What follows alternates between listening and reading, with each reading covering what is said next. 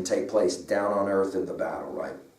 At last, one strategy struck her mind as best. She would dress in all her glory and go to Ida. Perhaps the old desire would overwhelm the king to lie by her naked body and make immortal love, and she might drift an oblivious, soft, warm sleep across his eyes and numb that seething brain. Of course, the minute we read the word sleep at 3a, we think about Hamlet's "to sleep, perchance to dream, ah, there's the rub, what dreams may come when we have shuffled off this mortal coal." Must give us pause. Of course, Shakespeare knows these stories very, very well. Here we go now. Hera says, I know what I'm going to do. I'm going to get all dolled up. I'm going to get Aphrodite to help me. I'm going to go to Zeus. I'm going to get him to make love to me. And then I'm going to have sleep put him to sleep. And while Zeus is sleeping, then the Greeks will get their ascendancy over the Trojans.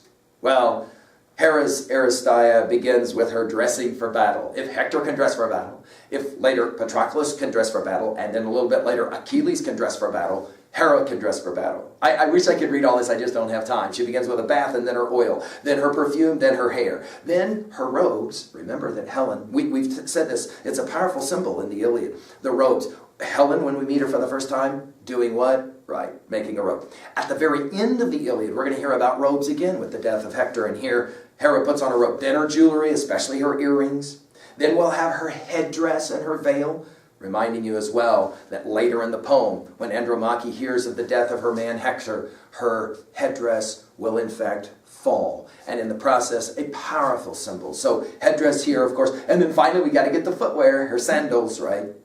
And off she goes, ready to engage. She will go and speak next with Aphrodite. She says, I need your help.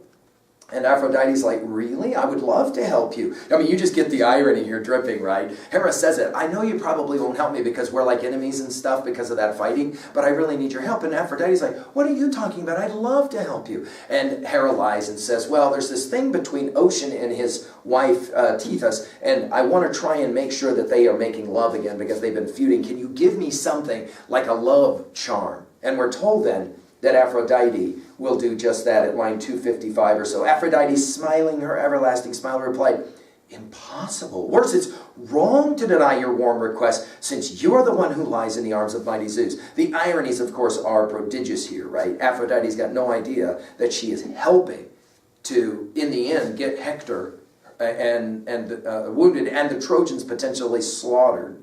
With that, Aphrodite loosened from her breast the breastband. You might think of it just as a bra, pierced and alluring, with every kind of enchantment woven through it. There is the heat of love, the pulsing rush of longing, the lover's whisper, irresistible, magic to make the sanest man go mad. And thrusting it into Hera's outstretched hand, she breathed her name in a throbbing, rising voice. Here now, take this band, put it between your breasts, ravishing open work, and the world lies in its weaving. Notice the word weaving is brilliant, right, for Aphrodite. You won't return. I know your mission unfulfilled, whatever your eager heart desires to do. Hera, we're told, broke into smiles, her eyes wide with a smile. She tucked the band between her breasts. And so Hera then will leave. She goes to sleep, and she says at line 281, put Zeus to sleep for me. Seal his shining eyes as soon as I've gone to bed with him, locked in love, and I will give you gifts. She promises gifts to sleep. A magnificent throne, never tarnished, always glittering, solid gold. My own son Hephaestus, the burly crippled smith, will forge it finely, and under it slide a stool where you can prop your glistening feet and rest, stretching out at feasts. Sleep will say, oh, dude, are you kidding me? The last time I messed around with Zeus, I got seriously almost jacked for it. If it hadn't been for night, I would have gotten creamed. No way. Hera comes back. She learned something during that little Judgment of Paris exchange. She learned from Aphrodite that if you want to get a man to do something, promise him sex. And so at line 319 or so, eyes widening, noble Hera coaxed him further. So, troubled Sleep, why torture yourself with that? You think that thundering Zeus, shielding the men of Troy, will rage as he raged for great Achilles, his own son? Come now, I will give you one of the younger graces. Wed her at once, and she'll be called your wife. On with it, Sleep cried, thrilled by the offer. Swear to me by the incorruptible tides of Styx, one hand grasping the earth that feeds mankind, the other the bright sea, that all might be our witness, all gods under heaven that gather round King Cronos, swear you will give me one of the younger graces. Pasthita, she's the one. All my days I've tossed and turned for her. Well, again, just, reinforcing this notion that the way to a man's heart is, of course, through the desire for sex. Now, this question is always the one of lust versus love. Lust, usually understood as what drives physical desire. Love is what drives spiritual desire. Be that as it may, sleep then will be promised his girl, and then, okay, the next movement is Zeus on Mount Ida, and we are at lines 351. But Hera, quick on her feet, scaled Gargan Peak, the highest crest of Ida. And Zeus spotted her now, Zeus, who gathers the breasting clouds. And at one glance, the lust came swirling over him, making his heart race fast as the first time, all unknown to their parents. They rolled in bed, they locked and surged in love. The suggestions here are remarkable. I mean, think about what's being said here. Zeus and Hera were sisters as children, sister and brother as children, and unbeknownst to their parents, Kronos and Ra, they made love, right? So there's an incestuous relationship, and then of course Zeus and Hera are also wedded, right? He rose before her now. He savored her name. Hera, where are you rushing? What wild desire brings you here from Olympus? Where are the team and car you always ride? Zeus has no idea that he's about to get manipulated, right? And she, of course, will give him her spiel about how she's going to try and fix things up between Ocean and his wife and all of that kind of thing. And he will then say it. Of course, we knew this was coming at 375. Why hurry, Hera? Zeus, who gathers the breasting clouds, replied, this is a journey you can make tomorrow. Now come. Let's go to bed. Let's lose ourselves in love. Never has such a lust for goddess or mortal woman flooded my pounding heart and overwhelmed me so. Not even then when I made love to Exon's wife, who bore me Pitaris, rival to all the gods in wisdom. Not when I loved Acrisius' daughter, Dana, marvelous ankles, and Perseus sprang to life and excelled all men alive. Not when I stormed, that's what he calls making love, or raping, Europa, well-famed Phoenox's daughter, who bore me Minos, and Rhymethus' grand as gods. Not even Semele, not even Alcmene, queen of Thebes, who bore me a son, that Lionheart, that Hercules. And Semele bore Dionysius, ecstasy, joy to mankind. We think of Euripides and those opening lines again of the Bacchae. Not when I loved Demeter, queen of the lustrous braids. Not even when I bedded Leto, ripe for glory. The relationship, of course, between Leto and Helen is obvious. Not even you. That was nothing to how I hunger for you now. Irresistible longing lays me low, the lines I quoted earlier. Well, let's just point out the irony that Zeus will say, I am so unbelievably lustful right now for you, more than I ever was with all of that litany of women. Again, Socrates later, many years later, will ask, is this really the way we want to think of our gods? Of course, this is the problem with seeing gods in anthropomorphic ways, right? Because sooner or later, you got to get around to the question, do gods have a desire for sex? And of course, the answer here for Zeus is, without question, Hera is able to manipulate him, and in the process now, he will say, let's do this now. She manipulates him by saying, well, we can't do this here. Let's go back to your bedroom. And he says, I will create a mist, which will, of course, allow sleep to come in and sneak in later and put Zeus to sleep. And then we're told, with that, at line 412, the son of Kronos caught Hera in his arms, and under them now the holy earth burst with fresh green grass, crocus, hyacinth. We think of T.S. Eliot's opening lines, the hyacinth girl of wasteland.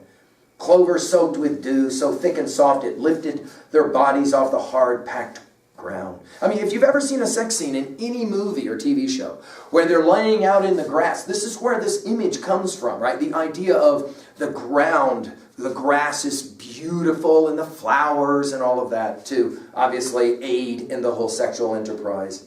Flooded deep in that bed they lay, and round them wrapped a marvelous cloud of gold, and glistening showers of dew rained down around them both. And so, in deep peace, the fathers slept on Gargan Peak, conquered by sleep, you could say conquered by, of course, Hera first, and strong assaults of love, you could say it's more lust, right? His wife, locked in his arms, soothing sleep, went rushing off to the ships at once, running a message to Poseidon. And so off he goes. So the second movement comes to an end then, remarkably, with this final sex scene, right? The third movement, Poseidon comes down to the Greeks and immediately begins to taunt them to say, we've got to get to work. Again, he says at 4:30. One more time, he suddenly sprang forward into the front ranks. Poseidon, the god's voice rippling strong. Again, you Argives? You're handing victory over to Hector, Priam's son, so he can seize the ships and reap the glory? That's his hope, his prayer, thanks to Achilles. Again, every time Achilles gets mentioned, iron bound by the ships and filled with anger still. But Achilles won't be missed so sorely, not a bit. If the rest of us can rouse and defend each other. With those taunts, then, we will have some suggestion made by Poseidon. Let's take the best armor, give it to the best warriors. The worst armor, give it to the worst warriors. Kind of makes sense because our backs are to the wall, if you will, okay? Then we have the battle scenes. Hector versus Ajax. We've seen this before, ending in a truce.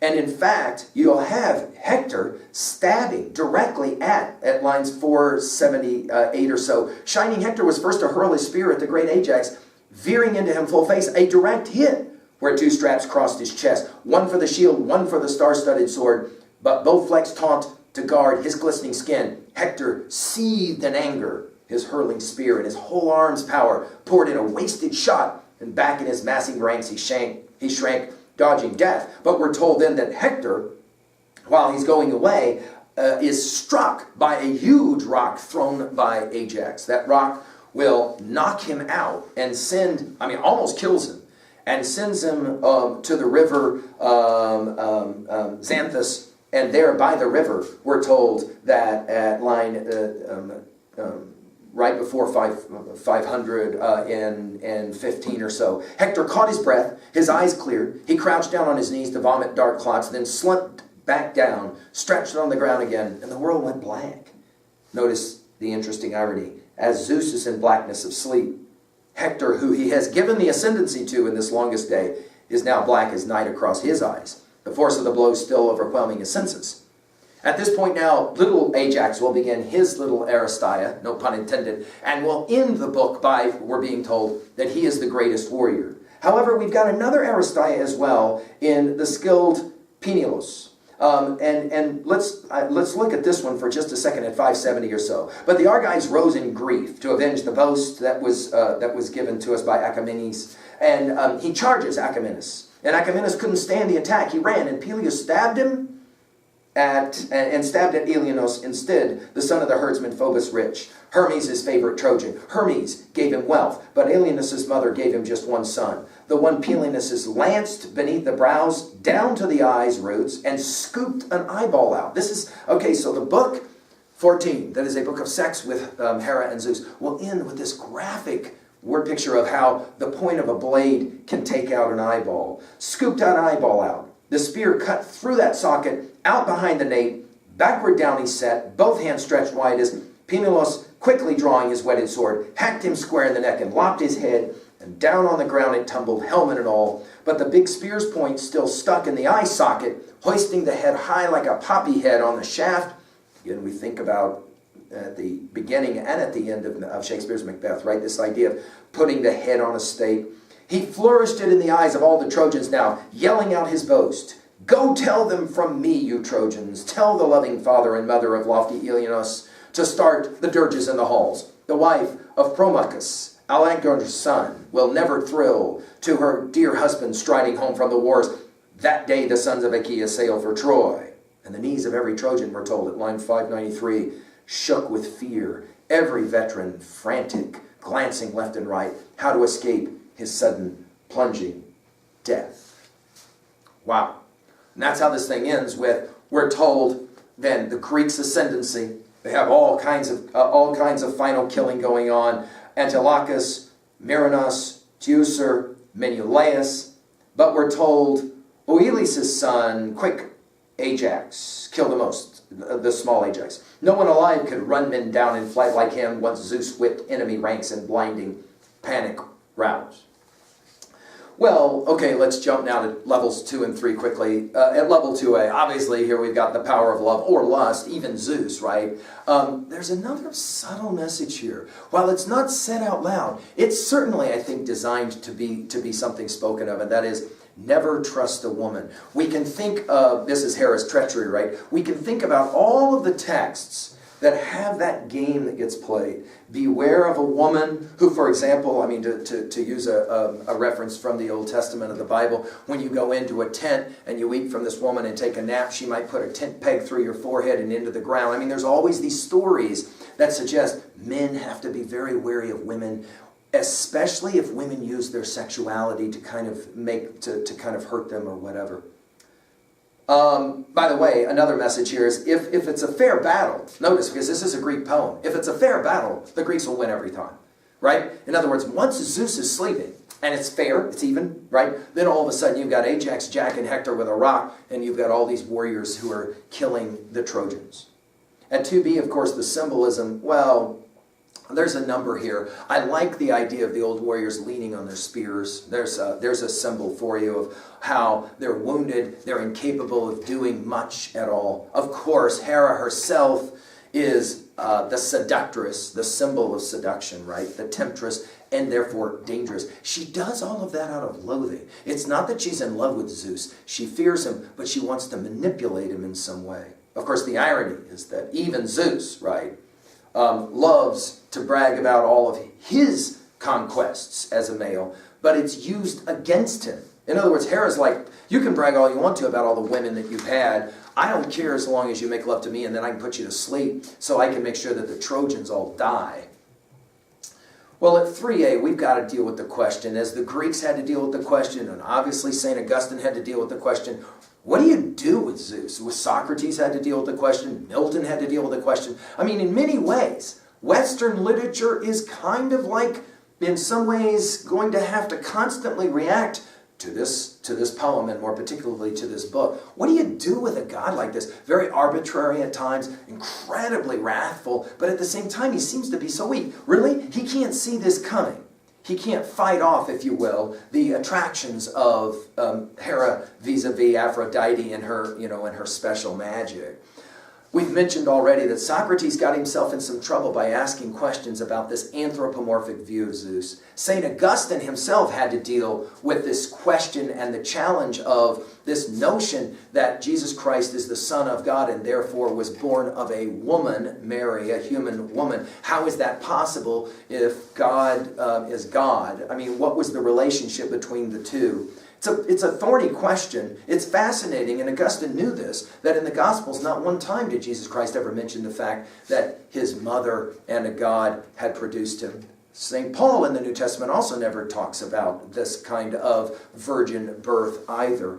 And yet, the incarnation, there are lots of answers theologians will provide for the incarnation so that people can ultimately say, as St. Augustine did, God in Christian theology is not the Zeus of the Iliad. Different.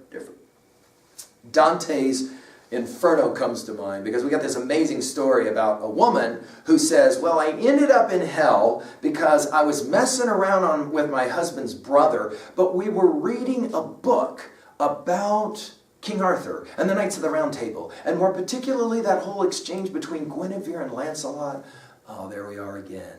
That is to say, the love triangle, in the same way that we have, of course, Helen with Menelaus in Paris. This is an ancient motif, and the idea, of course, of sex and violence constantly coming together, right? Constantly coming together. I mean, you could jot down, if I ask you this question, if you're a gamer, what's the one game where sex and violence come together, right? And so we're seeing this kind of thing, obviously, in our film, we see it in our TV shows, we see it in our games, and it's born, of course, in Book 14 of the Iliad, the greatest poem of ancient classic Greek. Finally, at 3b, well, does this story about Hera and Zeus make you like Zeus more or less, and why? Make you respect Zeus more or less, and why? In other words, Zeus is very human to that degree. He can be fooled because of his desire for sex and all of that. Or do you see this as like, dude, you can't, I mean, come on, you can't reverence a god who in every way looks like a disgusting man, you know what I mean? Remember that Circe in the Odyssey will turn Odysseus' men into pigs, and certainly you get this sense that this is all that really drives Zeus, is he's constantly wanting to hanky-panky. Finally, we could ask this question, what is a time in your life when desire, whether it be desire for stuff or desire for lust, sex, or whatever, When was a time in your life when lust did you in? For the good or for the bad, as you think about it. Well, let's turn now to book 15. After we have this scene of sex and violence, and Zeus is going to wake up, and he's going to be none too pleased, as you can imagine. Ultimately, of course, the Greeks are going to have their issues with the Trojans, which will finally mean that Patroclus will go to Achilles. Patroclus will say, "I'll wear your armor." Patroclus will die at the hands of Hector. And Hector, of course, then and Achilles will have to come face to face. All of this because of why? Well, this book suggests there's a very close connection between sex and violence. Come back and we'll talk some more. Thank you.